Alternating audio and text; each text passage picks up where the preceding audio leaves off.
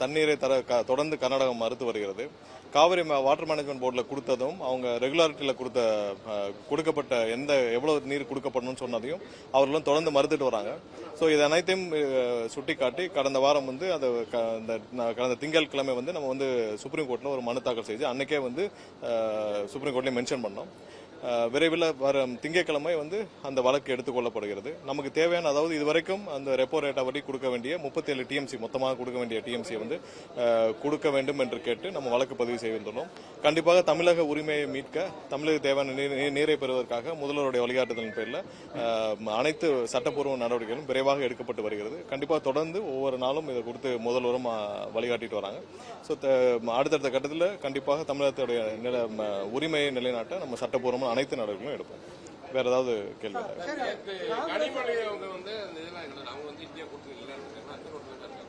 இல்ல, அவங்க ஆல்ரெடி முன்னாடி பாஜகவோட மறைமுக கூட்டணியில் இருந்தாங்க. இப்ப நேரடியாக கூட்டணியில் இருக்காங்க. ஒரு எம்எல்ஏ அனிதா ராதாகிருஷ்ணன் சொல்றாரு திருச்சி சிவா விரைவில் கேபினெட் அமைச்சர் ஆவான்னு. ஸோ அப்பவே புரிஞ்சிருச்சு இவங்க எல்லாம் பேச்சுவார்த்தையை முடித்து விட்டு அடுத்த கட்டத்துக்கு நகர்ந்து விட்டாருன்னு. அதே நேரத்தில் அவங்களுடைய முன்னாள் எம்பி திரு கனிமொழி சோமு அவர்கள் சொல்றாங்க நிரந்தர எதிரியும் இல்லை நண்பரும் இல்லைன்னு. அதே தான் பாரதிய ஜனதா கட்சியுடைய ஒரு தலைவர்னு சொல்றாங்க, திருமதி வானதி சீனிவாசன் சொல்றாங்க நிரந்தர நண்பரும் இல்லை, அரசியல் நிரந்தர எதிரியும் இல்லைன்னு. அப்போ அவங்க கிட்டத்தட்ட 2001 சிச்சுவேஷனுக்கு வந்துட்டாங்க. திமுகவும் எப்படி பாரதிய ஜனதா கட்சிக்கு முதல்ல திமுக தமிழகத்தில் மிகப்பெரிய அங்கீகாரத்தை பெற்றுக் கொடுத்த திமுக இன்று மீண்டும் அவங்களுடைய குடும்பத்தை, சொத்துக்களை காப்பாற்ற, குடும்பத்தில் இந்த வழக்குகள் எல்லாம் அனைத்திலிருந்து காப்பாற்றிக் கொள்ள பாரதிய ஜனதா கூட நேரடியாக கூட்டணி வைக்க தயாராகிவிட்டாங்கன்னு தெரியுது. இன்னைக்கு நேற்று இதுவரைக்கும் இந்தியா கூட்டணியில் யாரும் போகாத நிலையில திமுக எம்பிக்கள் மட்டும், இதுதான் நாங்கள் முன்னாடி சொல்லிருக்கோம். டீலிமிட்டேஷன்ல அவங்க ஏப்ரல் மாதம் எடுத்த முடிவுல இதுவரைக்கும் தெளிவா நாங்கள் எதிர்த்து வாக்களிப்போன்ற ஒரு வார்த்தை திமுக சைட்ல இருந்து வரல. நம்ம தீர்மானத்துக்கு ஆதரிச்சிருக்காங்க. ஆனால் நாடாளுமன்றத்தில் இந்த டீலிமிட்டேஷன் சம்பந்தமாக மசோதா வந்தால் இதுவரை நாங்கள் எதிர்த்து வாக்களிப்போம் என்ற ஒரு வார்த்தை சொல்லவில்லை. ஏன்னா அன்னைக்கு நீங்க ஆளுங்கட்சியாக ஏப்ரலுக்கும் இப்போக்கும் என்ன மாறி இருக்கு? அப்ப ஆளுங்கட்சியா இருந்தாங்க, இன்னைக்கு ஆட்சி இல்லை. அதனால பிரச்சனை, கேஸ் எல்லாத்திலையும் மக்களிடம் கொள்ளையடித்த பணங்களை காப்பாற்ற இன்னைக்கு ஒன்றிய அரசோட உதவி தேவை. அது ஒண்ணுக்காக அவர்களை காப்பாற்றிக் கொள்ள இன்னைக்கு முழுவதுமாக முன்னாடி எப்படி தமிழகத்துடைய அனைத்து நலன்களையும் அடமானம் வச்சாங்களோ இன்னைக்கு அதே மாதிரி அவர்களும் போய் அடிமையாக திமுக டெல்லியில அடிமையாக, கொத்தடிமையாக சரண்டர் ஆயிட்டாங்கன்னா சொல்லுங்க.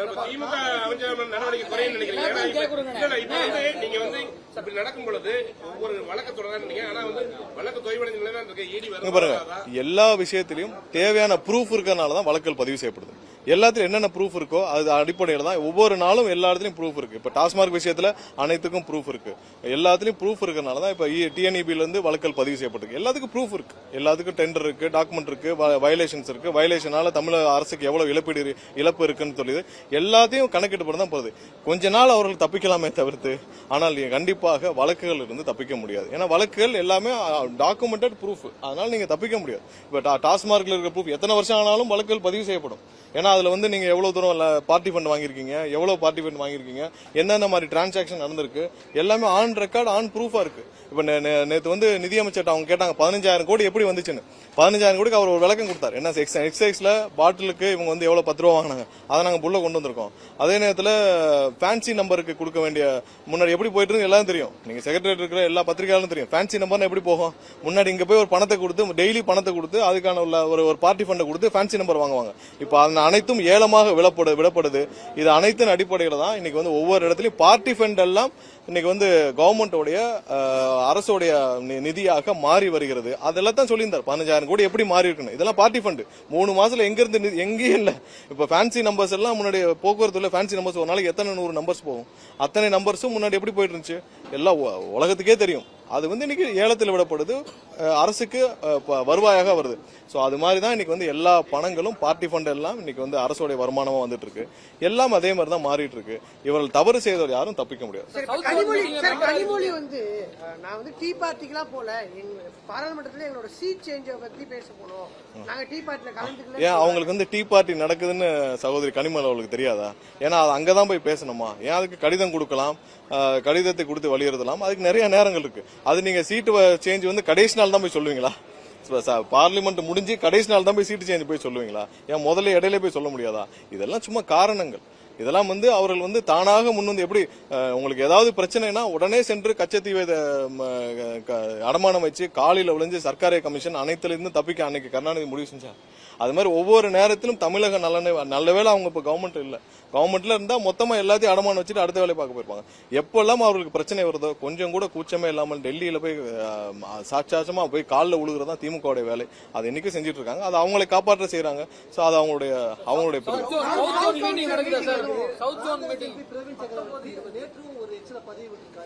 டென்மார்க் தூதரகத்தை நான் வந்து தமிழ்நாடு முதலீடு சார்பாக பேசியிருக்கேன். ஏற்கனவே சட்டசபை விளக்கம் கொடுத்த பிறகு அவர் வந்து நிதியமைச்சர்கிட்ட தமிழ்நாடு அரசின் நிதி நிலைமை தொடர்பாக பேசுன்னு சொல்லியிருக்காரு. தொடர்ந்து அவர் தமிழ்நாடு அரசின் பிரதிநிதியாக இல்ல அவரு தமிழகத்துக்கு சார்பாக அவர் வந்து எம்பியா பேசியிருப்பாரு.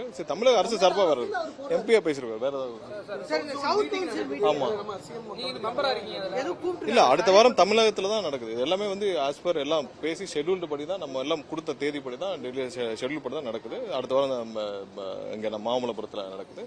அது இன்னும் வந்து ப்ராப்பரான ஷெட்யூல் வரல. பட் எல்லாம் ஆல்ரெடி திட்டமிட்டபடி சவுத் ஜோன் எல்லா சிஎம் உடைய மீட்டிங்கும் நடக்கு. இங்க தான் இல்ல அதாவது இந்த நிறுவனங்கள் எல்லாம் தமிழகத்துல முதலீடு செய்ய காத்துக்கிட்டு இருந்தவங்க. இப்ப இதே மாதிரி தான் எல்லா இடத்துலயும் எங்கிட்ட வரவங்க எல்லாமே வந்து இது முன்னாடி வந்து நாங்க அனைவரும் நாங்க வந்து சோலார்ல எல்லாத்துலயும் நாங்க முதலீடு செய்ய காத்துக்கிட்டு இருந்தோம். ஆனால் முன்னாடி இருந்த ஃபார்மாலிட்டிஸே வேற. நீங்க அரசு இங்க எம்ஓஐ செஞ்சாலும் பிஹைண்ட் த ஸ்கிரீன் வந்து ஃபேமிலியோட ஒரு எம்ஓஐ நடக்கும். அதுல நீங்க பார்ட்னர்ஷிப் அப்புறம் அது கொடுங்க, பார்ட்டி ஃபண்ட் கொடுங்க, ஈக்குவல் ஷேர் கொடுங்க, இப்படி எல்லாம் ஒரு பிஹைண்ட் த ஸ்கிரீன் ஒரு எம்ஓஐ நடக்கும். இந்த எம்ஓஐக்கு பயந்து தான் பெரிய கம்பெனிஸ் எதுவும் முதலீடு வரவில்லை. இவங்களுக்கு தேவையான இவங்க ஃபண்டே வர்றதுக்கு தான் இப்ப லூலு மால் இந்த மாதிரி ஏதாவது போய் ஒண்ணுக்கும் தெரியாத ஒரு கம்பெனியை கொண்டு வந்து இதெல்லாம் வந்து ஒரு ஒரு லூலு மால் மாதிரி சூப்பர் ஒரு பெரிய ஷாப்பிங் காம்ப்ளெக்ஸ் திறக்கிறதுக்கு இவங்க போய் இன்வெஸ்ட்மெண்டா நினைச்சு இவங்க கொண்டு வந்தாங்க. சோ அந்த மாதிரி பெரிய கம்பெனிஸ் எல்லாம் கண்டிப்பாக முதலீடு செய்ய தமிழகம் வந்து எல்லா வகையிலும் உகந்த ஒரு மாநிலமாக இருக்குன்னு தயாராக இருந்தவர்கள் இன்னைக்கு இந்த திமுக அக்கௌண்ட் போன பிறகு அவங்க எல்லாம் உடனடியாக வந்து அவங்களுக்கு தேவையான எல்லா கதவுகளும் திறக்கப்பட்டிருக்கு. அவங்களுக்கு எல்லா தேவையான அப்ரூவலும் கொடுக்கப்பட்டிருக்கு. அவங்களுக்கு தேவையான எல்லா அனைத்தும் வந்து உடனடியாக சரி செய்யப்பட்டிருக்கு. எங்கேயுமே பார்ட்டி ஃபண்ட் வாங்கப்படவில்லை. எங்கேயுமே அவங்களுக்கு பிஹைண்ட் த ஸ்கிரீன் குடும்பத்தோட உட்காந்து ஒரு எம்ஓ எல்லாம் சைன் பண்ணல. முன்னாடி சைன் பண்றது ஒண்ணு, பின்னாடி சைன் பண்றது ஒண்ணுலாம் கிடையாது. நேரடியாக கொடுக்கப்படுறது. இவர்கள் அதே காரணம் தான் ஒவ்வொருத்தரும் இன்னைக்கு வந்து தானாக வந்து இன்னைக்கு வந்து முன் வந்து இன்னைக்கு வந்து முதலீடு செஞ்சுட்டு வராங்க. அதாவது முதல்வர் வந்து முதல் நாளே பதவியேற்கப்ப தெளிவா சொல்லிட்டார். எந்த விஷயத்திலும் பின்னால் அதாவது முகத்துல கட்சி பொத்திட்டு போய் யாரையும் பார்க்க வேண்டிய அவசியம் இல்லை. இல்ல யாருக்கும் மறைஞ்சு ஒரு உறவை வைக்க வேண்டிய அவசியம் இல்லை. டெல்லியோடையோ யாரிடமோ யார்கிட்ட பேசினோம் அது வெளிப்படையாக இருக்கும். அது தமிழக நலனுக்காக மட்டுமே இருக்கும் தெளிவா சொல்லிட்டார். இது நாளை நடக்க போறதை பத்தி இதுவரை எந்த முடிவும் எடுக்கப்படவில்லை. ஆனால் அதே நேரத்தில் என்னைக்கும் வந்து எந்த விதத்திலும் தமிழக நலனை காம்ப்ரமைஸ் பண்ணோ இல்ல பிஹைண்ட் தி ஸ்கிரீனோ எதுவும் இருக்காது. நாளைக்கு இது வரைக்கும் அந்த மாதிரியான முடிவுகள் இல்லை. கல்லூரி மாணவர் கொலை செய்யப்பட்ட விஷயத்துல போதைப் பொருள் புகார் அளித்த காரணத்தினால அவர் கொலை செய்யப்பட்டார். பாருங்க, போதை மருந்துகள் கடந்த 5 வருஷமா எவ்வளவு தூரம் தமிழகம் முழுவதும் சர்க்குலேஷன் இருக்குன்னு தெரியும். அதிலும் கோயம்புத்தூர் கல்லூரிகள்ல இது மாதிரி கடந்த 2 ஆண்டுகளுக்கு முன்னாடியே ஒரு ஹாஸ்டல்ல ஒரு மாணவர் மரணம் அடைந்தார். நிறைய புகார்கள் உங்களுக்கு எல்லாம் தெரியும். போதை மருந்துகள் எவ்வளவு தூரம் சர்க்குலேஷன் இருக்கு, அது போதை மாத்திரைகள், சிந்தட்டிக் ட்ரக்ஸ் எல்லா இடத்துலயும் மெத்தப்பட்ட எல்லாம் இருக்குன்னு தெரியும். கடுமையான நடவடிக்கை எடுக்கப்படுது. ஆனா இந்த விஷயத்துல அவர் மாணவருக்குள்ள ஏற்பட்ட தகராறு, அவர் வந்து அந்த கல்லூரி நிர்வாகம் வந்து அந்த சம்பந்தப்பட்ட மாணவரை பரீட்சை எழுதுக்கு மட்டும் அலோவ் பண்ணிருக்காங்க. அவர் நண்பர் வீட்டில் இருந்திருக்காரு. அவருக்குள்ள ஏற்பட்ட தகராறு, ஏன்னா அது சீனியர் ஜூனியர் தகராறு இருந்திருக்கு. அதன் மூலியமாக தாக்கப்பட்டிருக்கிறார். அதுக்கு ஹாஸ்பிட்டல் கொண்டு போய் தேவையான அனைத்து நடவடிக்கைகள் அனைவரும் கைது செய்துட்டே வராங்க. யார் யார் சம்பந்தப்பட்ட அனைவரும் கடுமையான நடவடிக்கை எடுக்கும்.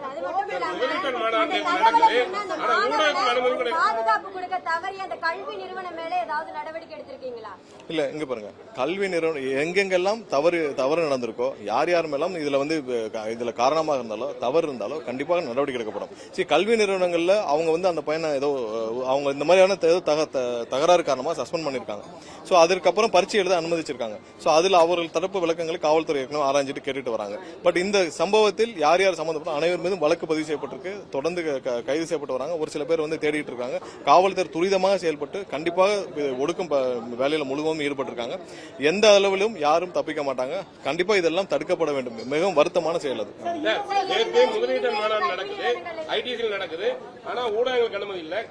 ஒரு விஷயம் என்னன்னா இல்ல என்ன விஷயம்னா இல்ல இது இதுல ஊடகங்களுக்கு கண்டிப்பாக வந்து ப்ராப்பரான இடம் கொடுக்கணும். ஏன்னா ஒரு பெரிய ஐடிசி மாதிரியான ஒரு இடத்துல வந்து ஒரு க்ளோஸ்டு டோர்ல வந்து இந்த ஊடகங்களுக்கு ஒரு பெரிய அளவில் ஒரு 300 ஸ்கொயர் ஃபீட் 400 ஸ்கொயர் ஃபீட்டா தேவைப்படும். ஸோ அதனால வெளியில அவங்களுக்கு போதுமான சேர்ஸ் இருக்காது, பவர் கனெக்ஷன்ஸ் இருக்காது உங்களுக்கு, அப்புறம் மற்ற எல்லா அரேஞ்ச்மெண்ட்ஸும் செய்ய முடியாத இடத்துல மட்டும்தான் வந்து வெளியில அரேஞ்ச் பண்ணிட்டு உங்களுக்கான லைவ் லிங்கை கொடுக்குறோம்னு சொல்லியிருக்கோம். ஸோ அது வந்து உங்களோட வசதிக்கும் சேர்த்து தான். ஏன்னா அவங்க வந்து இப்போ 300 பேராவது அங்க வந்துடுறாங்க ஊடகத்துல இருந்து. 300 பேர் அகாமடேட் பண்ற அளவுக்கு அந்த அளவுக்கு ஸ்பேஸ் இல்லை. பட் அங்க வந்து கண்டிப்பா உங்களுக்கு தேவையான லைவ் லிங்க் உடனே கொடுக்கப்படுது. இது ஏற்கனவே நீங்க மகாபலிபுரத்துலயே நாங்க நடந்த மீட்டிங்ல அப்படிதான் இருக்கும். ஏன்னா உள்ள அகாமடேட் பண்ண முடியாது. நீங்க கிட்டத்தட்ட ஒரு 100 கேமரா வந்துருது. 100 கேமரா எல்லாம் சேர்த்தீங்கன்னா 300 பேரா இருக்காங்க. 300 பேரை அந்த மாதிரி ஹாலில் அகாமடேட் பண்ண முடியும்னா கண்டிப்பா கஷ்டம், உங்களுக்கே தெரியும். ஸோ உங்களோட சிரமத்தை கருத்தில் கொண்டு, ஏன்னா ஒரு சில பேர் உள்ள வச்சுட்டு ஒரு சில பேர் வெளியே விட முடியாது. அப்புறம் உங்களுக்குள்ள ரொம்ப கஷ்டமா இருக்கு. ஒரு சில கேமராஸ் தவிர்த்து மீதி இப்ப இங்க வந்து உங்களால அரேஞ்ச் பண்ணப்பட்டிருக்குன்னா நீங்க இவ்வளவு பேர் அகாமடேட் பண்ண முடியாது. இந்த அரேஞ்ச்மெண்ட்ஸ் இல்லைன்னா இவ்வளவு கேமராஸ் நீங்க எப்படி அகாமடேட் பண்ணுவீங்க? ஸோ அதுக்கு தான் லைவ் லிங்க் கொடுக்குறோம். இல்ல லைவ் லிங்க் இன்னொன்னு செய்தியாளர்களுக்கு கண்டிப்பா இல்ல முடிச்ச பிறகு கண்டிப்பா செய்தியாளர் சந்திப்புல சொல்றாங்க. ஏன்னா எல்லாரையும் வந்து நம்ம ஒரே நேரத்தில் 300 பேருக்கு நம்ம அகாமடேட், ஆனா ஹால்ல கெப்பாசிட்டி அவ்வளவு பேர் அகாமடேட் பண்ற கஷ்டம். இனி வர்ற காலத்துல அது நிவர்த்தி செய்யறதுக்கு என்னன்னு கண்டிப்பா பார்ப்போம். EB பில்லை தொடர்ந்து இப்போ ப்ராப்பர்ட்டி டாக்ஸ் பல மடங்கு உயர்ந்திருக்கு புகார் எழுந்துட்டு இருக்கு. இல்ல இதுலயும் ராங் பப்ளிசிட்டி தான் டிஎம்கே பண்ணிட்டு இருக்காங்க. ப்ராப்பர்ட்டி டாக்ஸ்ல அவங்க தெளிவா சொல்லிருக்காங்க என்னன்னா யாரெல்லாம் வந்து குறைந்த அளவுல அசஸ்மெண்ட்ல ப்ராப்ளம் இருக்கு. இப்ப மதுரையில என்ன ப்ராப்ளம் இருக்கு எல்லாம் சொல்றோம். ப்ராப்பர்ட்டி டாக்ஸ் அசஸ்மெண்ட்ஸ்ல நீங்க சரியா பண்ணாம பணம் வாங்கி கொண்டு ஊழல் செஞ்சு பல 100 கோடி முறைகேடு செஞ்சு ராங் அசஸ்மெண்ட் பண்ணி அவங்களுக்கு எல்லாம் வந்து ப்ராப்பர்ட்டி டாக்ஸ்ல பதிவு செஞ்சிருக்காங்க. அதே மாதிரி சென்னையில ரீஅசஸ்மெண்ட் பண்ணிட்டு இருக்காங்க நிறைய இடத்துல. இப்ப 20,000க்கும் மேற்பட்ட கமர்ஷியல் பில்டிங்ஸ்க்கு வந்து கமர்ஷியல் பில்டிங்ஸ்க்கு வயலேஷன் தான் 1 லட்சம் 10 லட்சம் கட்ட வேண்டிய இடத்துல அவங்களுக்கு 1 லட்சம் தான் அவங்களுக்கு மார்க் பண்ணி வச்சிருக்காங்க. இதுக்கு முன்னாடி காலங்களில் யாரோ அங்க இருந்தவங்க எல்லாம் வந்து கவுன்சிலர் எல்லாம் சேர்ந்து பல இடத்துல முறைகேடுகள் செய்து அரசுக்கு பெரிய அளவில் இழப்பீடு இருக்கு. இது வந்து மதுரையில பெரிய உதாரணம். அதுக்கப்புறம் சென்னையில ஒரு சில இடத்துல அவங்க கண்டுபிடிச்சிருக்காங்க.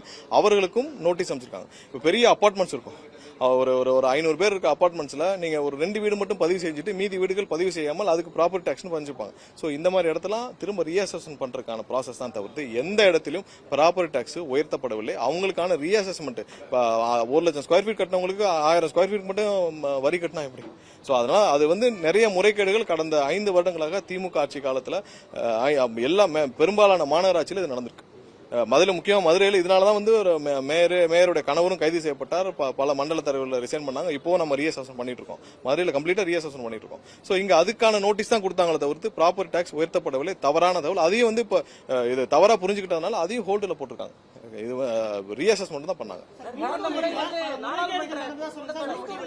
கடந்த முறை நாடாளுமன்ற கூட்டத்தோட முடிவில் பிரியங்கா காந்தியும் தேநீர் விருந்தில் கலந்துக்கிட்டாங்க டிசம்பர் மாதம். அப்ப அது கூட்டணின்னு சொல்ல முடியாது. இப்ப நீங்க கனிமொழி இல்ல திமுகவுடைய ஸ்டாண்ட் உங்களுக்கு எல்லாருக்குமே தெரியும். திமுக என்ன பண்றாங்க? இப்ப நாங்க சிம்பிளா கேட்கல, டீலிமிட்டேஷன்ல எதிர்த்து வாக்களிப்போம் ஒரே ஒருத்தர், ஏன்னா எல்லாரும் மியூட்ல இருக்காங்க, ஒரே ஒருத்தர். அப்புறம் இல்லாமல் எதுக்கு வந்து அனிதா ராதாகிருஷ்ணன் எங்க திருச்சி சிவா மினிஸ்டர் ஆக போறாங்க, அது யாராவது மறுத்து இல்லன்னு சொன்னாங்களா?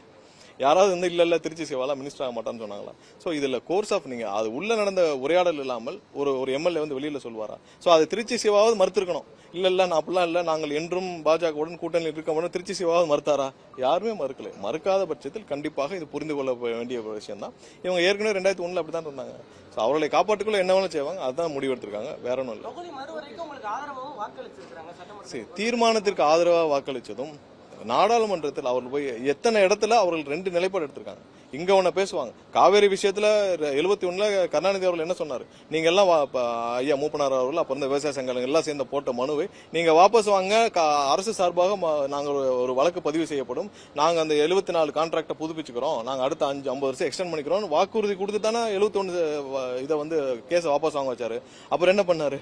அப்புறம் தனியாக டெல்லியில போய் காலில் விழுந்து கச்சத்தீவையும் சேர்த்து அடமானம் வச்சு காவேரியும் தவறு விட்டதுன்னா அந்த கேஸை கொண்டு வந்து முடிக்கிறதுக்கே கிட்டத்தட்ட 30 வருஷம் ஆச்சு. ஸோ அதெல்லாம் அவர்கள் செய்த தவறுக்கெல்லாம் அவர்கள் என்னைக்கு இப்படியும் பேசுவாங்க, அப்புறம் கண்கள் பணிக்கிறதுன்னு சொல்லி ஒரே நாள்ல மாத்திட்டு போயிட்டே இருப்பாங்க.